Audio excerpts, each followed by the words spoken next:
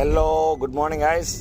So ఈ మాన్సూన్లో ఈ rainy సీజన్ని monsoon సీజన్ని ఇష్టపడే వాళ్ళు ఒక రోడ్ జర్నీ చేద్దామంటే అడ్రోడ్ టు నర్సీపట్నం ఈ 1 hour రోడ్ జర్నీ. ఇది ఎస్రాయవరం మండలం అనకాపల్లి జిల్లాలో ఉన్న అడ్రోడ్ నుంచి నర్సీపట్నంకి 1 hour రోడ్ జర్నీ. ఈ రోడ్ జర్నీ కనుక చేసినట్లయితే మీకు ఎక్సలెంట్ వ్యూస్ దొరుకుతాయి.